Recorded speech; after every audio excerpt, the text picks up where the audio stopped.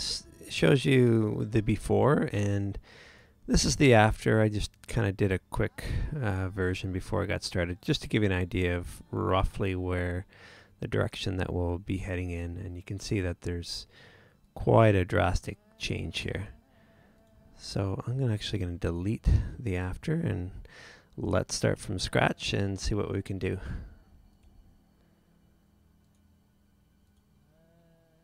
I'm going to set my camera profile to neutral.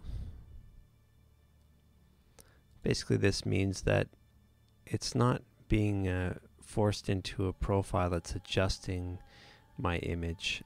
Neutral says I choose exactly how I want it to look. It's really hard to tell the white balance at this stage, so I'm actually going to skip that. And first thing I'm going to do is jump right into the shadows. You can start to see what's actually taking place here. We got a log that acts as a leading line towards the sun, and then this other line on a diagonal going up here with another huge log that is kind of fallen over. Whites. Now when I increase the whites here, you're seeing a lot more detail in both of these logs and the foreground, but look what's happening to the background. It actually looks pretty bad back here. So we're going to correct that by bringing it down.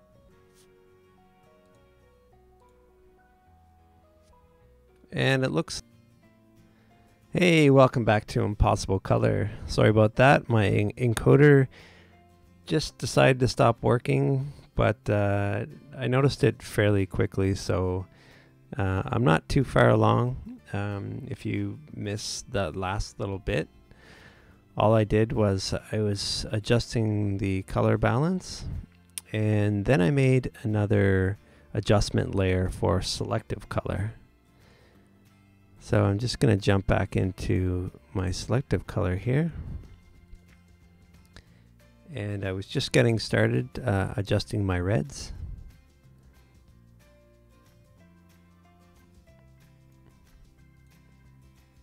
So by adding more black to the red, I'm getting a little bit more definition in these areas here.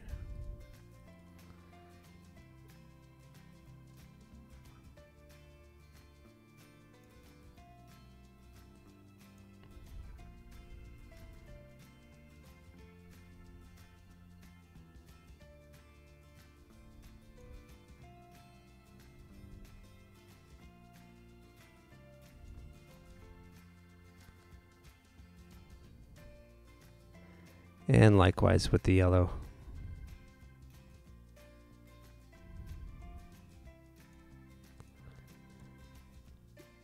Now there's not much greens in the image there, so I'm going to ignore that. Same with the cyans, but let's actually maybe a little bit of cyan in the sky there. Let's have a look. I'm going to darken that. Just gives a little bit of a gradient. And now for the blue.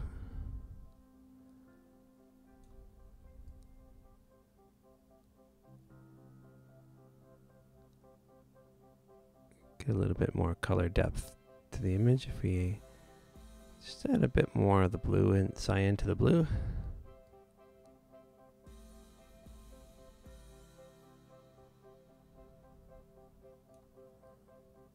Bit of magenta as well.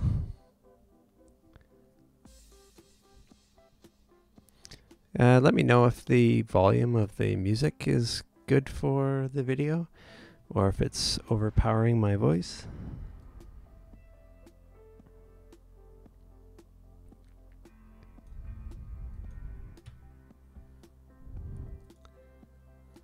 Now down to the magentas.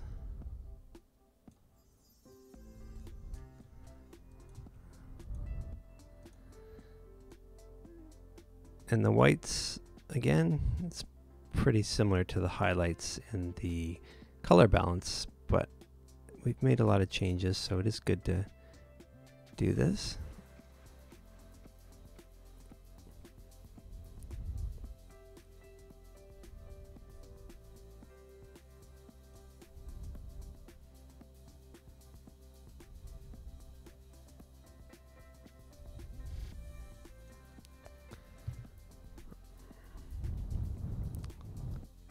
So by taking away the black of the whites, I'm brightening up the whiter areas a little bit more.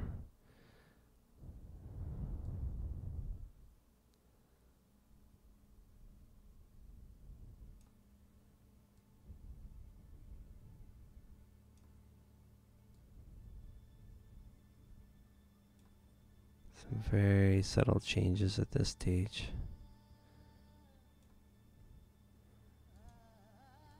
And one more left.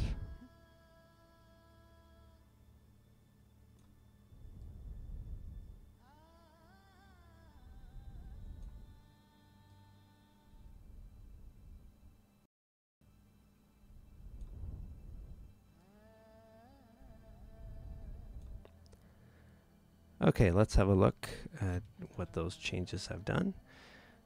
Just going to put them in one group called color so I can turn it on and off. And here's the before and after. You can see I got a lot more of a rainbow of sky here with lots of color and color depth. And I've got some cooler tones coming through in the foreground here that kind of provides a balance to the warmth coming through here. So the next thing I want to do is deal with this noise issue that I have going on. Because it was shot with an ISO of 400, it introduced quite a bit of grit. And I'm not too happy about that. I'd like to get that nice and smooth. So I'm going to make a duplicate of these layers. If you hold down Shift, you can select multiple layers and then you can grab them as a group or as a whole. And if you drag that onto the new layer icon, it just duplicates both of them. And you can use Control E to merge them. If you don't like using hotkeys, I believe there's merge layers right in here. So under filter, I'm going to go to my free Google Nik collection. I could do, if you don't have that, you can use reduce noise here, but I find that this tool in the Nik collection is even better. And you've got this really nice, huge side by side so you can see what you're doing as you go. You can see all that grain is just taken completely out of the sky.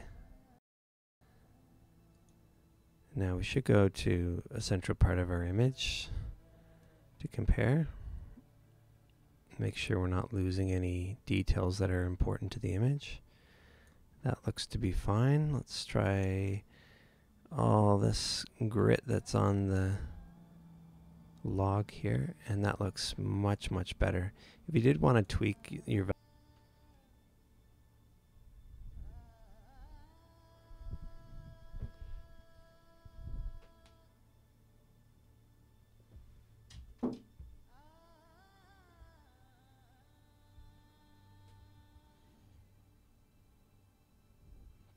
test. Test.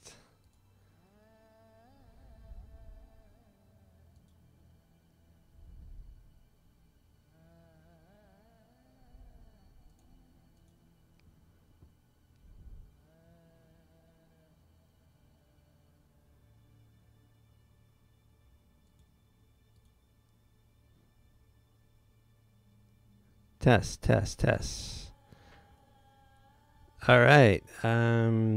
How's that looking right now?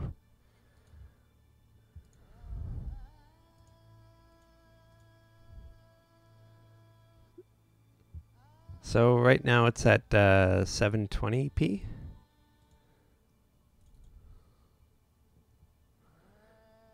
Are you guys getting that little buffer thing coming up? Sweet. How's the quality?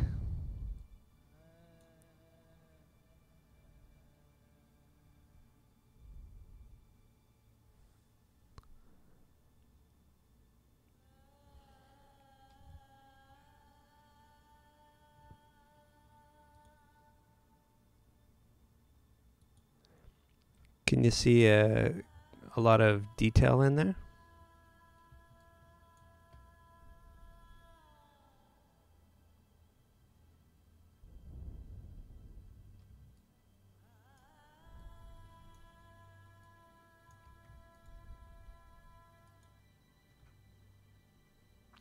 Very crisp. Okay, it looks like I'm going to be doing 720p from now on. It seems to be a good balance of the two.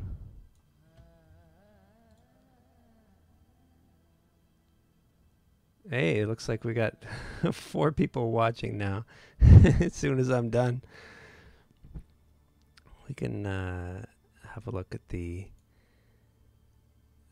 before on this one. It's kind of a similar image to the tutorial that I just did, but that was the before and the after.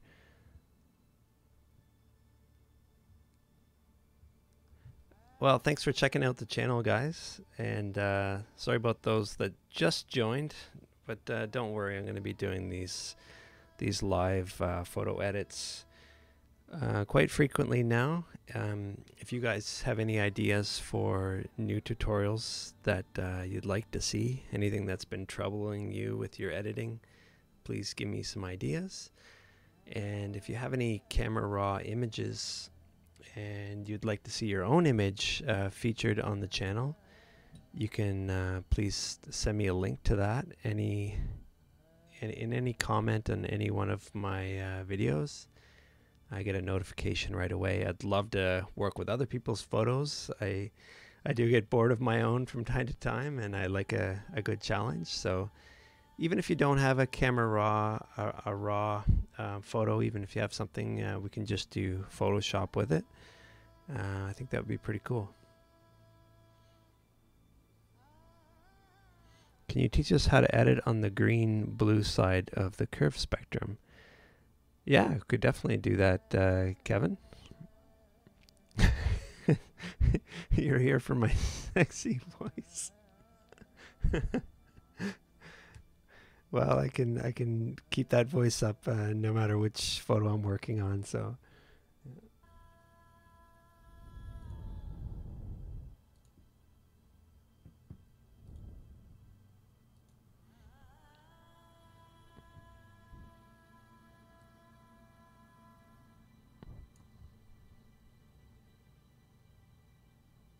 Well, I can give you a quick preview of that, Kevin. If you go into your point curve, you can do the same thing in Photoshop with a curve adjustment layer, but I'm going to do it in Camera Raw here.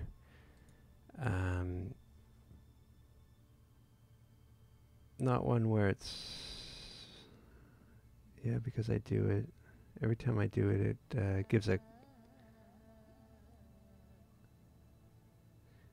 oh, you want something more natural looking. I find when I work with the curves, I usually set a point right in the middle. I don't find I get a lot of good results altering the red channel, so it is interesting that you said the green and the blue. I usually set a point right in the middle, and then I move my sides. I go up here, see if I like it there, or I go down here along the other axis. For this particular image, I like adding that kind of more red into it for the green. But then I don't want it to be that drastic, so what I do is I pick somewhere in the middle and I give a nice gradual flow into it. And then I'll go up on the other side, and they almost always look best when they're opposites. That's not always the case. If you have a strong color cast, then maybe the entire thing is skewed to one side. But I find if you don't have a strong color cast, generally this is the case.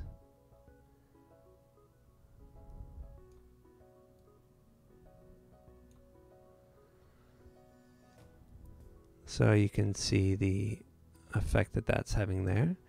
I really wish there was a before and after that you could do for this. I mean, I could go in and make I could make snapshots, but yeah, that would be cool.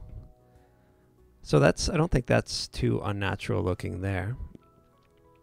Of course, if you did go to the extremes in the green or any of these color channels, it really doesn't take a lot to make a difference.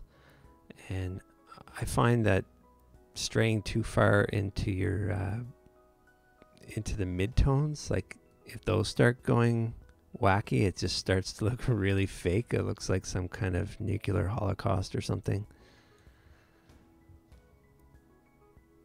That'd make for a cool video game, but yeah, keep your midtones pretty much in the center. So let's jump into the blues too and do an example of those.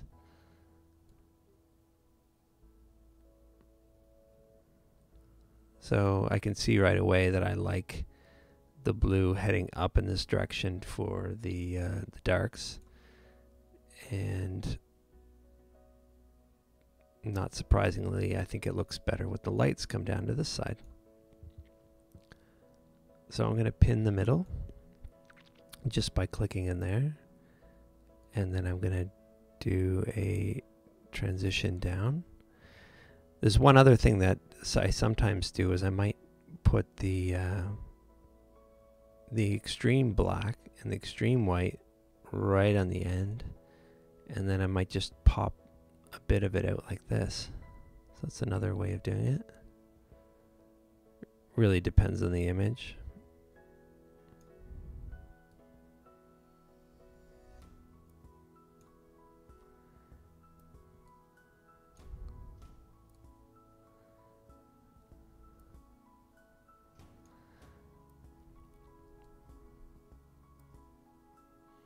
But when I did make that change, I like the look that it's giving, but it does look cross-processed, and I think it really comes down to the image and the kind of feeling that you're going for.